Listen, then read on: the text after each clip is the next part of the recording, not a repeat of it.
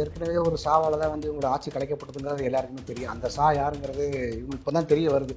ஒரு சாவாலே இவங்க வந்து நிறைய பாதிக்கப்பட்டிருக்கிறாங்க. இப்போ இந்த 2வது சா அமித்ஷாவால் வந்து இவங்களால் வந்து என்ன சொல்கிறாங்க, அவரால் பயம் இல்லைன்னு சொல்லும்போதே நமக்கு தெரியுது அவங்களுக்கு ஒரு பெரிய பயம் இருக்குது. எப்படி நம்மளோட ஆட்சி இவங்களை விட்டு போயிருமோ. நீங்கள் வந்து ஏப்ரல், மே, ஜூன், ஏப்ரல் முடிஞ்சிருச்சு, இப்போ நமக்கு ஜூன் வந்துருச்சு. அடுத்து நீங்கள் ஜனவரிக்கு அப்புறம் பார்த்தீங்கன்னா இந்த ஹிந்துக்களை பற்றி இவங்க குறை சொல்ல மாட்டாங்க. எழுதி வச்சுக்கிடுங்க, ஒரு 6 மாதம் இல்லை, எலெக்ஷன் முடிகிற வரைக்கும் வாயை திறக்க மாட்டாங்க. யாரும் வேலை தூக்குவாங்க, காவல் எடுப்பாங்க. இவங்க எலெக்ஷன் முடிகிற வரைக்கும் நீங்கள் வந்து டிசம்பருக்கு அப்புறம் பார்த்தீங்கன்னா யாருமே வந்து பேச மாட்டாங்க. மனோ தங்கராஜ் என்ன சொல்கிறாரு, கூட்டம் கூடுறது வந்து நான் என்ன சொன்ன, கூட்டம் கூடுறதும் அவர்களுடைய விருப்பம். அவங்க வந்து என்ன சொல்கிறாங்க, அது வந்து அவர் எதோட ரிலேட் பண்ணுறாருன்னா அந்த பெங்களூரு இன்சிடென்ட் கூட அதை ரிலேட் பண்ணுறாரு. நீங்கள் அதுக்கு கண்டனம் தெரிவிக்கிறதுனா கண்டனம் தெரிவிச்சுக்கோங்க. அதுக்கும் இந்த கூட்டம் கூடுறது, ஹிந்து கோயிலுக்கு போகிறதுக்கும் நீங்கள் அதையே கொண்டு வரீங்க. இது கலவரம் வந்துடும். இது வரைக்கும் அப்படி எத்தனை கலவரம் வந்து, அப்படி என்ன கலவரம் வந்து உங்களுக்கு என்ன பாதிப்பு ஏற்படுது? இதே மோகன் சி லாசர் சார் கிட்ட இல்லைன்னா வந்து பால் தினகரன் வந்து இந்த பர்மிஷன் கேட்டால் நீங்கள் பேசுவீங்களா? திருமாவளவன் கோயிலை பற்றி நீங்கள் எவ்வளோ கேவலமாக பேசிட்டு இருக்கிறாரு. அது எலெக்ஷன் டைம் வரட்டும் அவரே கும்ப வைப்பார் தலையில். திமுகவில் 90% மேலே 90% உறுப்பினர்களுக்கு மேலே வந்து ஹிந்துக்கள் இருக்கிறாரு. அப்படி நீங்கள் இப்போ வந்து நீங்கள் என்ன சொல்லணும், நீங்களும் போய் கலந்துக்கன்னு சொல்ல வரணும். ஆனால் நீங்கள் அதை கெடுக்கிறதுக்கு உண்டான வேலைக்கு நீங்கள் ஏன் பார்க்குறீங்க? அதை செய்யக்கூடாது. அவங்களோட வழிபாட்டு முறை நீங்கள் வழிபட விடுங்க. 49 கட்சி ஆரம்பிக்கும் போது ஒன்று பேசுகிறீங்க, அதுக்கப்புறம் வந்து உங்கள் கூட இருக்கிறவங்கள வச்சு நீங்கள் ஹிந்துக்களை வந்து பேச விடுறீங்க, தரக்குறைவாக பேச விடுறீங்க. அப்போ எலெக்ஷன் வரும்போது அமைதியாகிடுங்க. பழனியில் ஒரு ஸ்டாலின் அவர் சீஃப் மினிஸ்டர், அவர் போகாத மீட்டிங் கிடையாது. இந்த கிறிஸ்தவ பண்டிகைகளாக இருக்கட்டும், இஸ்லாமிய பண்டிகைகளாக எல்லா ஃபங்க்ஷனும் போகிறீங்க. அந்த மாநாட்டுக்கு அவர் போனாரா? அவர் போகலை, அவர் பையனும் போகலை. நீங்கள் first chief minister, deputy chief minister 2 பேர் தானே மாநிலத்துக்கு முதலாக வந்து நிற்கணும் எந்த ஃபங்க்ஷனும். அது இந்துக்களுக்கு ஆதரவு சொல்லிக்கிறாங்க. அது ரிலேட்டடாக வந்து ஃபஸ்ட்டு தமிழ்நாட்டில் வந்து முதல் சீஃப் மினிஸ்டர் இருக்கிறாரு, அடுத்து டெப்டி சீஃப் மினிஸ்டர் இருக்கிறாரு. நீங்கள் வந்து இந்த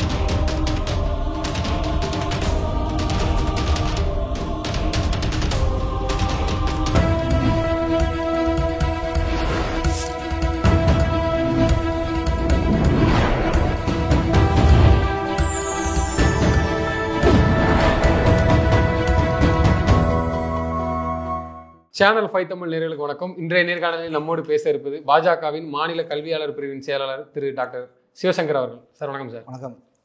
மதுரையில் அமித்ஷா வருகை, அண்ணாமலை எல்லாரும் வந்தாங்க, மாநிலத்தில் எல்லாமே அந்த கூட்டம் நல்லபடியாக நடந்து முடிஞ்சு. இதன் பின்னணி என்ன, திமுக கடுமையாக சாடி இருக்கிறாங்க. திமுக தரப்பிலும் எந்த சாவாலையும் ஒன்றும் பண்ண முடியாத மாதிரி ஒரு குற்றச்சாட்டு. ஏற்கனவே ஒரு சாவால் தான் வந்து இவங்களோட ஆட்சி கலைக்கப்பட்டதுங்கிறது எல்லாருக்குமே தெரியும். அந்த சா யாருங்கிறது இவங்களுக்கு இப்போ தான் தெரிய வருது. ஒரு சாவாலே இவங்க வந்து நிறைய பாதிக்கப்பட்டிருக்கிறாங்க. இப்போ இந்த 2வது சா அமித்ஷாவால் வந்து இவங்களால் வந்து என்ன சொல்கிறாங்க, அவரால் பயம் இல்லைன்னு சொல்லும்போதே நமக்கு தெரியுது அவங்களுக்கு ஒரு பெரிய பயம் இருக்குது. எப்படி நம்மளோட ஆட்சி இவங்களை விட்டு போயிருமோ.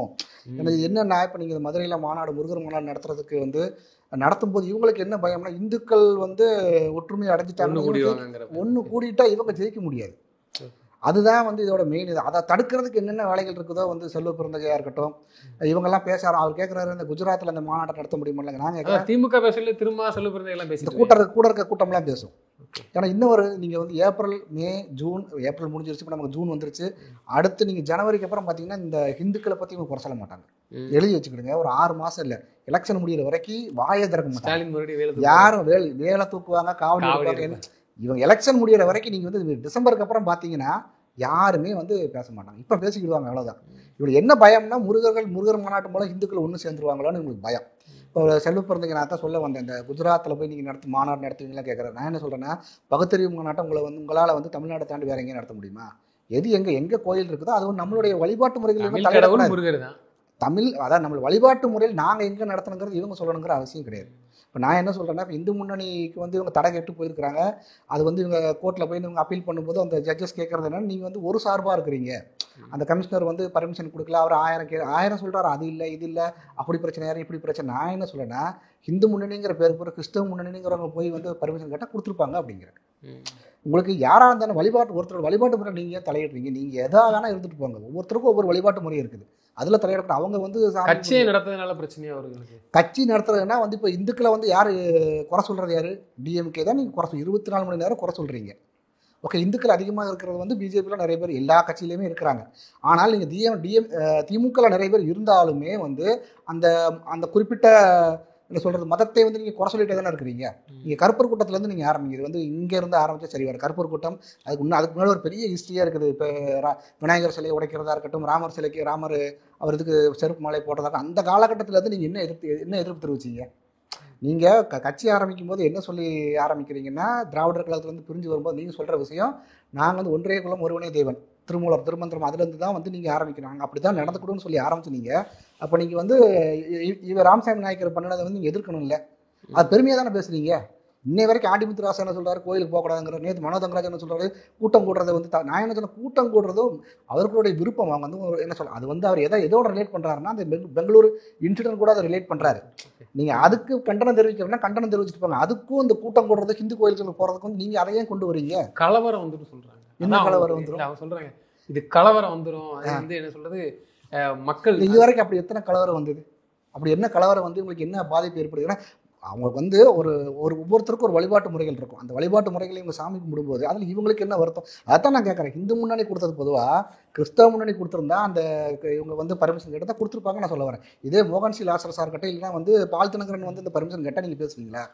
இவர் கூட்டம் கூடக்கூடாதுன்னு சொல்கிறாருல, அந்த வார்த்தை நீங்கள் அங்கே உங்களால் உபயோகப்படுத்த முடியும். நான் என்ன சொல்கிறேன், அவர்களுடைய வழிபாட்டு முறையில் அவங்க செய்கிறாங்க. அவங்களுக்கு விருப்பம் இருக்கும்போது அவங்க அவங்களுக்கு எப்போ நடத்தணும் தோணுதோ அப்போ தான் நடத்தணும். நம்ம போய் நீங்கள் இன்னொரு மதத்தோட நீங்கள் இந்த டேட்டில் தான் நடத்தணும், இப்படி தான் நடத்தணும், இங்கே தான் நடத்தணும் சொல்ல முடியுமா? அது அவர்களுடைய விருப்பம். அந்த இடத்த சூஸ் பண்ணுறாங்கன்னா, அறுபடை வீடுகள் முதல் வீடுங்கிற மாதிரி நம்ம ஹிந்துக்களின் கலாச்சாரத்தில் வரும்போது அவங்க சூஸ் பண்ணுறாங்கன்னா, இதை எல்லாத்தையும் அவங்க குறை சொன்னாங்கன்னா, இந்த குறை சொல்கிறத நீங்கள் மற்ற மதத்து மேலே உங்களால் வைக்க முடியுமா? செய்ய மாட்டீங்கல்ல. நான் சொல்ல இதே சொல்ல, அந்த இந்து முன்னணி பொதுவாக நான் சொன்ன அந்த பேர் எனக்கு அதில் விருப்பம் கிடையாது. நம்ம இன்னொரு மதத்தை பற்றி பேசுகிறது நமக்கு ரைட்ஸும் கிடையாது. அதே அவங்க செஞ்சுருந்தாங்கன்னா நீங்கள் இந்த வார்த்தைகள் நீங்கள் பேசுவீங்களா? பேச மாட்டீங்களா? இப்போ இவ்வளோ பேசுகிறீங்களா? இதே அந்த ஜனவரிக்கு மேலே பாருங்க பேச மாட்டாங்க. இது கூட பேச மாட்டாங்க. ஜனவரிக்கு மேலே பார்த்தீங்கன்னா இந்த எலெக்ஷன் ஃபீவர் வந்துடும் உங்களுக்கு. அதுக்கப்புறம் நீங்கள் ஹிந்துக்களை ஒரு 6 மாதத்துக்கு இவங்க வந்து வாயே திறக்க மாட்டாங்க. இன்னும் கொஞ்சம் நாளைக்கு இதை பேசத்தான் செய்வாங்க. அதனாலதான் செல்வ பெருந்தகை திருமாவளவன் விட்டு பேசுறாங்க. அதனால தான் மற்றவங்க பேசுகிறாங்க. திருமாவளவன் கோயிலை பற்றி நீங்கள் எவ்வளோ கேவலமாக பேசிட்டு இருக்கிறாரு. அதே எலெக்ஷன் டைம் வரட்டும் அவரே கும்ப வைப்பார் தலையில். இல்லை நான் என்ன சொல்றேன்னா, ஒரு ஸ்டாண்ட் எடுக்கிறீங்க அப்படின்னு அதில் மாறாமல் இருங்க. நீங்கள் ஒரு நிலைப்பாடு எடுக்கிறீங்கன்னா நிலைப்பாட்டில் மாறக்கூடாது. எலெக்ஷன் வரும்போது ஒரு மாதிரி இருக்கிறீங்க, மற்ற நேரங்களில் வந்து ஒரு மதத்துக்கு ஒரு விதமாகவும் மற்றொரு மதத்துக்கு ஒரு விதமாகவும் நீங்கள் பேசுகிறீங்க. அதுதான் தவறு அப்படிங்கிற. இப்போ நீங்கள் உண்மையாகவே உங்களுக்கு ஒரு கடை இவங்க என்ன சொல்கிறாங்கன்னா, திமுகவில் 90% மேலே 90% உறுப்பினர்களுக்கு மேலே வந்து ஹிந்துக்கள் இருக்கிறாரு அப்படின்னு. நீங்கள் இப்போ வந்து நீங்கள் என்ன சொல்லணும், நீங்களும் போய் கலந்துக்கன்னு தானே சொல்ல வரணும். ஆனால் நீங்கள் அதை கெடுக்கிறதுக்கு உண்டான வேலைக்கு நீங்கள் ஏன் பார்க்குறீங்க? அதை செய்யக்கூடாது. அவங்களோட வழிபாட்டு முறையில் நீங்கள் வழிபாட விடுங்க. அதில் உங்களுக்கு என்ன பிரச்சனை? அதில் இல்லை இன்னொரு கேள்விகள் எழுது. அதாவது இந்த முருகன் மாநாட்டில் தமிழ்நாட்டை சேர்ந்தவர்கள் இங்கே உள்ள பாஜக தொண்டர்களும் இந்துக்களும் வந்து விரும்பி இருக்கிறோம். அதாவது தெய்வத்தை யார் வணங்குறாங்களோ அவங்க தான் கலந்துக்கிட போகிறாங்க. சரி, இப்போ கலவரத்தை தூண்டுவது அப்போ மக்கள் மேலே தான் சொல்கிறாங்களா, இல்லை அதே மக்களை தான் இவங்க வந்து கலவரம் வருது அப்படின்னா இவர்களால் தான் வரும் அந்த கலவரம் வந்து. திமுகலேருந்து யாராவது இவங்க இங்கே அனுப்பி வச்சு கலவரம் வந்தாதான் வரும். மற்றபடி இந்த முருகனை வழிபட வர்றவங்களால யாருக்கும் எந்த நாட்டு பிற மதத்தவர்களும் வராது. ஆனா இவங்களை மாதிரி இவங்க என்னன்னா, இப்ப இவங்க சொல்றாங்க திமுக 90% இந்துக்கள் இருக்கிறாங்க, இவங்க ஏதாவது கிரியேட் பண்ணி கலவரத்தை ஏற்படுத்த முடியுமா ஒழிய உண்மையாவே சாமி கும்பிடுங்கிற எண்ணத்துல வரவங்களுக்கு வந்து அந்த எண்ணம் வராது. நீங்க கோயில் போறவங்களுக்கு, சர்ச் போறவங்க, மசூதி போறவங்களுக்கு, அது உண்மையான கடவுள் பக்தி இருக்கிறவங்க பார்த்தீங்கன்னா அவங்களுக்கு வந்து எதையா ஒரு இதை சிதைக்கணுங்கிற எண்ணம் வராது.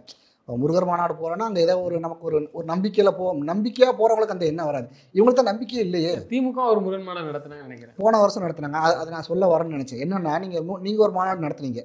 அந்த மாநாட்டில் யாரு சிறப்பு விருது நிறைய பேர் கலந்துக்கிட்டாங்க. அதில் வந்து சுகிசிவம் என்ன சொல்றாரு, பழனியில் இருக்கிற முருகனே இல்லைங்கிறாரு. நீங்க முருகர் மாநாடு எங்க நடத்துறீங்க? பழனியில் நடத்துறீங்க. அவர் என்ன சொல்றாரு, பழனியில் இருக்கிற முருகனே இல்லைங்கிறாரு. அவரை வச்சு நீங்க நடத்துறீங்க, இது எப்படி முருகன் மாநாடு இருக்கும்? இது நீங்க பதில் சொல்லுங்க பார்ப்போம். திராவிட மாடல். இப்போ அதான் சொல்ல வரேன். நீங்க என்ன சொல்றீங்க, நீங்க தான் சொல்றீங்க நாங்க ஒரு மாநாடு நடத்தணும்னு சொல்றீங்க. அப்படி எப்படிப்பட்ட விருந்தினர்களை கூப்பிட்டு வந்துருக்கீங்க?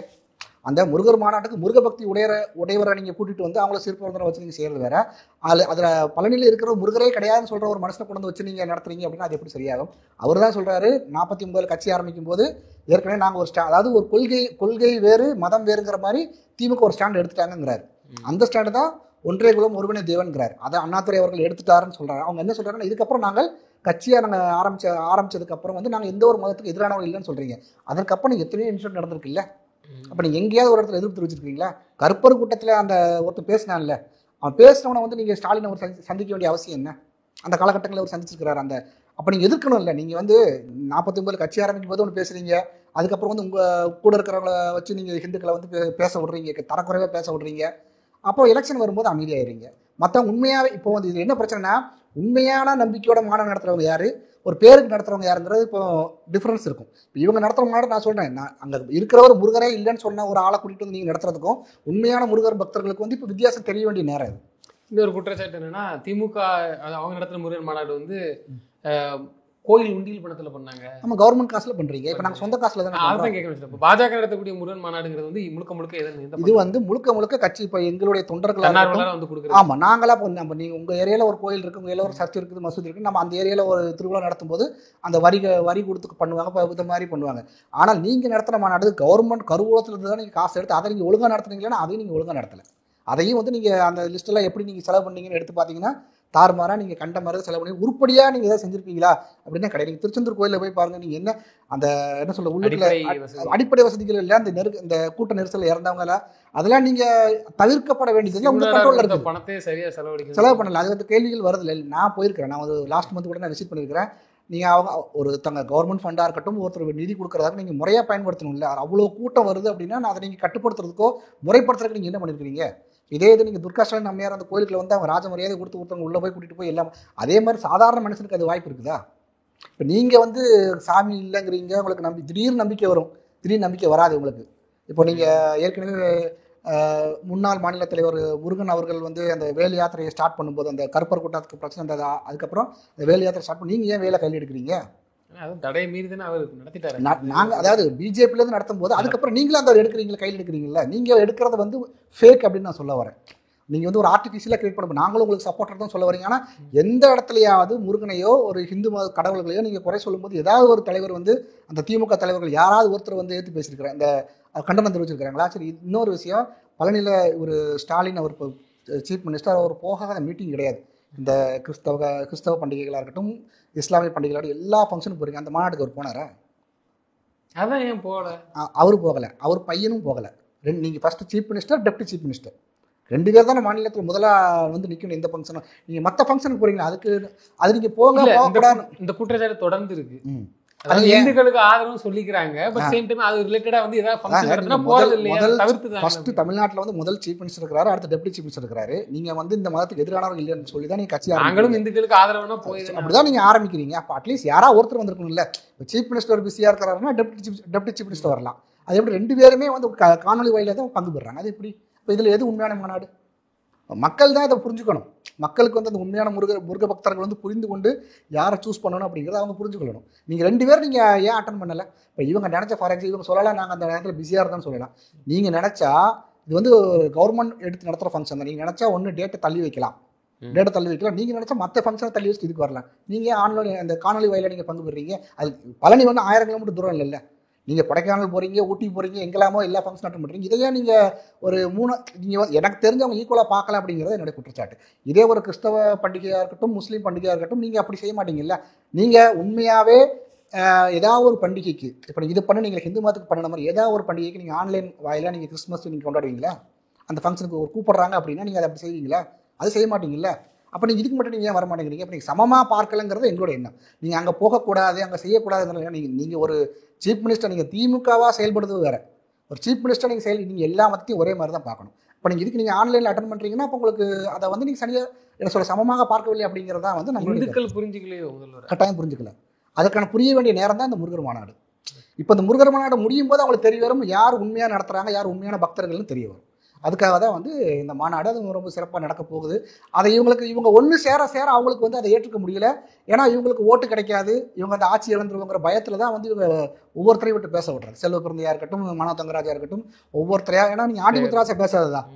நீங்கள் கோயிலுக்கு ஏன் போகிறீங்க, ஏன் பட்ட நான் என்ன ஏன் விபூதி வைக்கிறீங்கலாம் அவர் பேசினார்ல. இதே இது துர்கா ஸ்டாலின் சொல்ல முடியுமா? துர்கா ஸ்டாலின் அம்மையாக இருக்கு, உங்களால் வந்து நீங்கள் ஏன் வைக்கிறீங்கன்னு அங்கே போய் கேட்க முடியுமா? தாயாளம்மாளுக்கிட்ட நீங்கள் போய் கேட்க முடியும், ஏன் நீங்கள் பொட்டு வச்சிருக்கீங்க இவரால் கேட்க முடியுமா? ஏன் இதுக்கு முன்னாடி வச்சுருந்தீங்க நீங்கள் கேட்க முடியுமா? நீங்கள் சமமான அனைத்து தொண்டர்களும் சமம், அனைத்து மக்களும் சமம். நீங்கள் அதே கேள்வி அங்கேயும் கேட்கணும்ல. இங்கே இருக்கிறவங்க வேற குடும்பம் வேற பாரு. எப்படி கட்சி வேற குடும்பம் வேற, கட்சி வேற குடும்பம் வேறன்னு நீங்கள் யாரை பார்த்து பேசுறீங்க? சாதாரண மனுஷனை பார்த்து தானே பேசுறீங்க. சாதாரண மனிதர்களை பார்த்து நீங்கள் கோயிலுக்கு போகாதீங்க, குங்குமம் வைக்காதீங்க, இதை மாதிரி தான் நீங்கள் ஒரு ஹிந்து எதிர்ப்பாக தான் நீங்கள் பேசுறீங்க. நான் என்ன சொல்லேன்னா, அந்த கேள்விகளுக்கு வந்து இவர்களும் உட்பட்டவர்களா? திமுக தலைவர்களின் குடும்பமும் உட்பட்டதா இல்லையா? அப்போ அவங்க உட்பட்ட, அதாவது அது வந்து எங்களோட பர்சனல் லைஃப் சொல்லிங்கன்னா அப்போ நீங்கள் சாதாரண மக்களுக்கு அந்த அறிவுரையை நீங்கள் சொல்லக்கூடாது. அவரவர் சுதந்திரம் அப்படி எடுத்துக்கலாமா? ஏன்னா திமுக தான் சொல்லுது.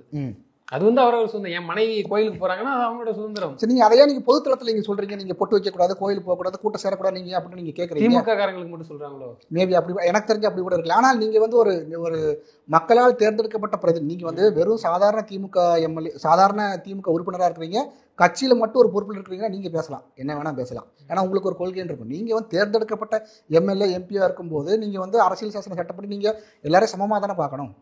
நீங்கள் நான் வந்து வெறும் திமுகவோட கொள்கை பரப்புச்சாளராக நீங்கள் எங்களோட கொள்கை நீங்கள் எங்கே வேணால் பரப்பலாம், என்ன வேணால் பேசலாம். நீங்கள் வந்து தேர்ந்தெடுக்கப்பட்ட ஒரு எம்எல்ஏவோ எம்பியாக இருக்கும்போது நீங்கள் அதை செய்யக்கூடாது. அது தவறான முன்னுதாரணம் அப்படிங்கிறத நம்மளுடைய கருத்து. அதில் நிச்சயமா சார், இறுதியான ஒரு கேள்வி. இந்த மாநாடு நடத்த போகிறாங்க, அதே டைம் இதில் யாரெல்லாம் பங்கு பெற போகிறாங்க பாஜக சார்பாக முக்கியமான புள்ளிகள்? இல்லை, ஏற்கனவே அமித்ஷா அவர் வந்துட்டு போயிருக்கிறாரு. நம்ம சீஃப் கெஸ்ட் வந்து எதிர்பார்க்குற சீஃப் கெஸ்ட் வந்து சீஃப் கெஸ்ட்ங்கிறத விட ஒரு பக்தர்கள் மாநாடு தான். ஓகே, இதை வந்து நாங்கள் அரசியல் ரீதியாக நீங்கள் வந்து பிஜேபி பேக்கப் நடத்துறதுனால, நீங்கள் பிஜேபி முன்னிலைப்படுத்துறதுனால நீங்கள் இவங்களாம் வருவாங்களான்னு கேட்குறீங்க. அதை விட நாங்கள் நம்ம சைடில் எதிர்பார்க்குறது அனைத்து பக்தர்களும் ஒன்று வரணுங்கிறத நம்மளுடைய எண்ணம். அந்த பக்தர்கள் தான் வந்து இதில் வந்து உண்மையான சீஃப் கெஸ்ட்டுங்கிறது என்னுடைய கருத்து. ஏன்னா அவர்களுக்காக தான் மாநாடு. இது வந்து நீங்கள் கொள்கை பரப்பு மாநாடோ இல்லை வந்து நமக்கு ஒரு முழுக்க ஒரு பாலிடிக்ஸ் மாநாடோ கிடையாது. பிஜேபி சேர்ந்து நடத்தும், இந்து முன்னணி சேர்ந்து நடத்தும் போது வந்து இங்கே யார் ஹீரோ அப்படின்னா, இங்கே யார் ஹீரோ இல்லை வந்து இங்கே யார் விருந்தினர்கள்னா இந்த உண்மையான பக்தி உள்ளவர்கள் தான் வர்றாங்க. அவங்கள தான் நம்ம அதிகமாக எதிர்பார்க்குறோம். அவங்க அனைவரும் ஒன்று சேரணும். அது வந்து எந்த கட்சியாகவும் இருந்துட்டு போடும். நீங்கள் ஒரு முருகன் அந்த கோயிலை பற்றி, முருகனை பற்றி குறை சொல்லும்போது, அந்த கோயிலில் ஒரு பிரச்சனை வரும்போதும், அதை வந்து நீங்கள் சிக்கந்தர் மலைன்னு சொல்லும்போது ஏகப்பட்ட பிரச்சனைகள் வந்தது. நவாஸ்கர் எங்கே போய் பிரச்சனை பண்ணதாக இருக்கட்டும், உண்மையாகவே அந்த கோயில் சார்ந்த கோட்பாடுகளுக்கு ஒரு பிரச்சனைன்னு வரும்போது அந்த பக்தர்கள் அனைவரும் ஒன்று சேரணும். அது சேரும்போது தான் உண்மையான மாநாடு எது, பொய்யான மாநாடு எதுங்கிறது நமக்கு தெரிய வரும். ஏற்கனவே நடத்தி முடித்த மாநாட்டுக்கு இப்போ நடத்த போகிற மாநாட்டுக்குள்ள டிஃப்ரென்ஸ் வந்து அந்த மாநாடு முடியும் போது தெரிய வரும். நிச்சயமாக சார், தொடர்ந்து தங்களது கருத்துக்களை பகிர்ந்தமைக்கு நன்றி. தேங்க்யூ.